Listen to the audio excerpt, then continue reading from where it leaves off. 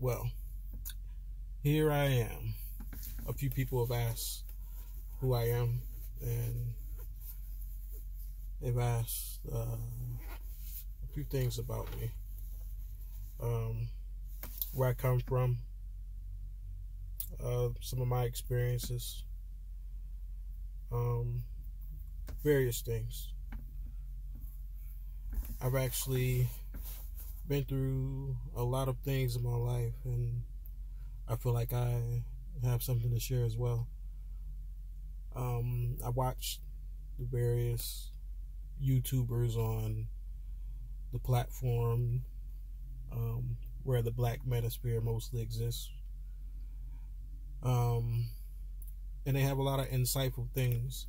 It's also helped me along my journey in the places that I've been, and helped me see my past differently than what I thought I saw it as. But anyways, a little bit about me. I'm from Detroit. I grew up there for the first 20 years of my life. Then I joined the military because though I was intelligent, there weren't many scholarships or ways out of that system. So I joined the military. And from there, I went to various places around the world. I've been through several wars. I've been through several relationships, of course. And I've got to experience a lot of things that people will never experience in a lifetime. I come from a fractured home myself. Though I did have my father in my life, he wasn't, I can't say that he wasn't around, but my mom took headship over the direction that I was going in my life. Though I had a lot of male influences in my life, such as my uncles, cousins, that thing. Majority of the time was spent with my mother.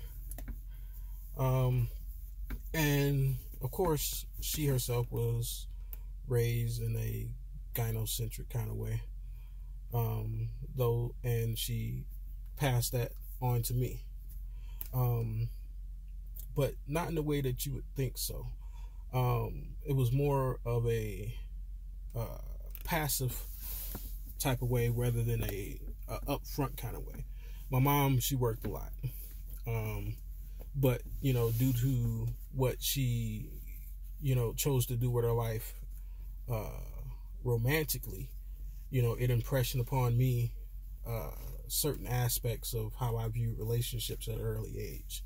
Thus played out in my young adult lifehood. So I mean it in that way. Not so much as she was the one saying, oh, you need to, take care of women, and you need to find a good job so you can create a family, and, she wasn't, giving any direction that kind of way. Most of my life growing up, I was, I guess you can say, on my own pretty much. I guess you can say raised myself. A lot of things that I know now, are through trial and error and watching other people. I was a very observant person. In Detroit, you kind of have to be. A lot of people don't talk, and things pop off instantly over 2-word conversations, 4-word conversations. And you have no idea what happened or why it happened, but some reason you got caught up in this mess just by being in the vicinity. So you have to be on high alert. You have to be hyper vigilant. You have to be almost in a constant state of it's today to day,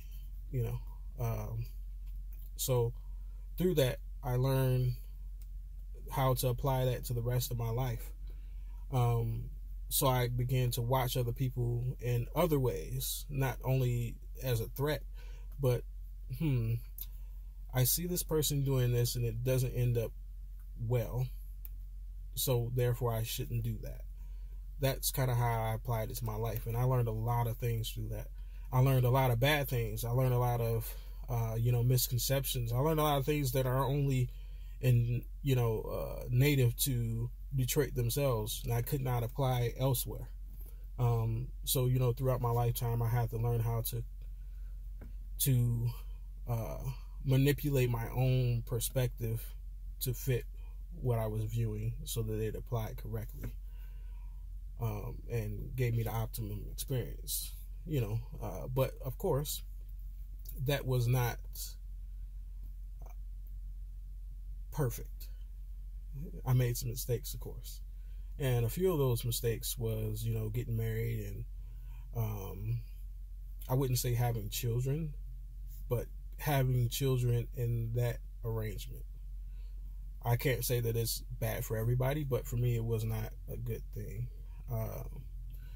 But yeah, I guess it depends on, once again, how you look at it, because it wasn't a good thing for me to be married, but on the other spectrum of it, it was a good thing that I did at such an early age, so I learned my lesson, rather than becoming one of these millionaires and getting married and learning my lesson the hard way and losing millions behind it.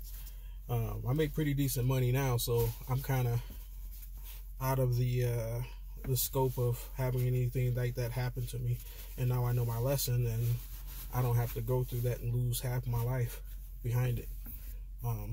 So in a way, I am thankful to have gone through that experience. But anyway, why I'm here.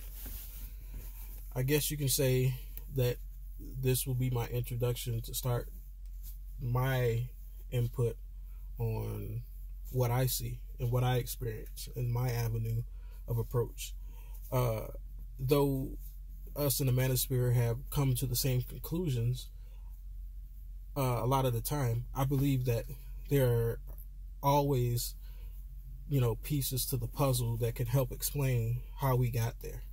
And to solve any problem, you have to first acknowledge it, and then take responsibility for your portion of it, and then go from there with making a plan up of how to correct that. But if you can't recognize the pieces, the missing pieces, then it's just going to continue to be a pathology behind it.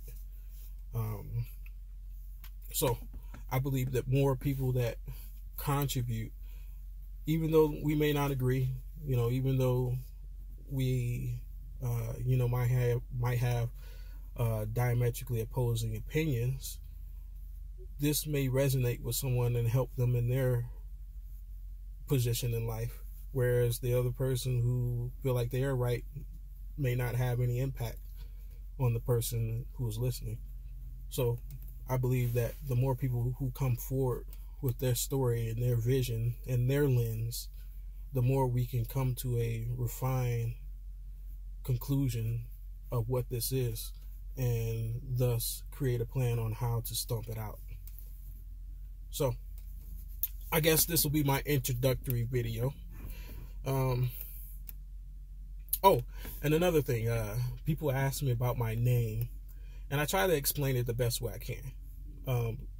And I think I did in my earlier statement, that I was raised in a gynocentric lens. Once again, it wasn't anything forced upon me, but it was just a social grooming. And of course, I got married behind that. Why I call myself Wolfinbetaclothes is because that's exactly what I am. It's more so of a euphemism to explain my life. From a young age, I knew that something was wrong, and I knew that the role that I was playing was not the role that I had intrinsically. It wasn't who I was, but I began to master it. I began to master the role that was not my own. And I began to fit in. I was never a person who wanted to fit in. I always did the opposite of what everyone else did. Well, I can't say the opposite. I would say I wasn't the type of guy who wanted to be in the in crowd, who wanted to do what everyone else was doing. I saw something wrong with that, because I was the type of person, well, if everybody else likes it, then it's probably something wrong with that. And that's how I've been for the majority of my life. So I don't live my life like everyone else does. I don't drive a super fancy car or anything like that. I don't have a super fancy house, or nothing like that. My house is real low key. But it's a nice house. I just bought it and I like it. I don't plan on living here for the rest of my life. So it's just an investment for me, but it's more my style. I don't have fancy clothes. I don't wear jewelry, anything like that. There's nothing about me that stands out. Other than being black in Colorado, I guess. You only represent 14% of the population here as being black. It's kind of representative of what the United States numbers are. But anyway, I digress on that. The reason I came up with that name is because I started to harness in me what was different than what was programmed in me. I started to harness my hardware and reject my software. And that's pretty much what it is. I still use that to my advantage today. I go about my day and I look just like the normal guy. I even have some mannerisms that could be confused with being beta. All my clothes are,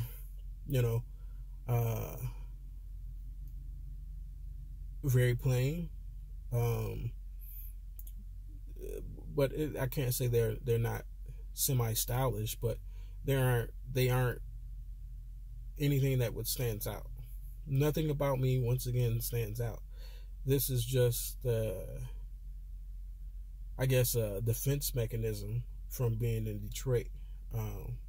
I didn't want anything to stand out with me from back then, so it kind of played out into my adulthood. But the reason why a lot of my relationships failed is because I presented myself as a beta. But then that hardware started to override that software, and it didn't fit properly. And the women, they kind of, step back like, who am I dealing with? This guy is really, really headstrong. This guy is really, he didn't appear like the sucker that I thought he was. And I didn't recognize that I was doing that for a long time, because I would go into relationships as, with beta lure, pretty much. But it would soon came to a point where I was the domineering one, and it was my way or the highway. That's how literally all my relationships end. I've never kicked a woman out of my life. They were just given an ultimatum, period. So it's either get with it or get gone. I groomed them into a position where they understood that I had the power and authority over the situation, and I gave them little responsibilities over things that didn't matter to me. And through that, they thought that they controlled me by that, even though I didn't care about those things at all. But I ended up, living my life still as the Wolfinbetaclothes, but it's progressed to the point where I no longer hide behind my clothes. I no longer hide behind the persona, because I don't feel like playing that game anymore, because it was a game, I guess you can say. But I've come to a head with how I view life and the direction that I want it to go in. Um, I sometimes revert back to some of the tactics that I use in order to corral women into the headspace that I needed them in order to accomplish the goal that I had in mind. But not so much these days. I tell them off rip, this is who I am. You know, this is what I want. You can do it, cool. You can't, fine. But I won't waste your time, and I expect you to waste mine, but I won't let you. That's kind of how I approach the situation. So that's the explanation of my name. A lot of things about me are, I don't like per se call myself an alpha male, because I believe there are certain criteria you need to be in order to be that, and I've never been that my entire life. I have very, very, very strong alpha characteristics about me, but they don't encompass the whole entirety of who I am. I guess in a black and white way you could say I'm alpha, but I believe there's so much more to me than just a term. I can't be lumped into such a small terminology. Though there is nothing against any of my alpha brothers out there, you know, that's you, that's how you live your life, and I respect it. But we share a lot of commonalities about how you live your life. I was never a pretty boy or anything like that, and I was a scrawny guy growing up. I mean, I'm 200 pounds right now, probably like 14% body fat, something like that.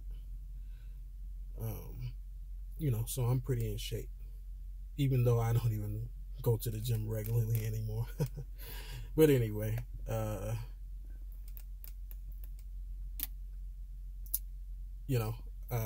we all have different ways of how we approach our lives and how we define ourselves.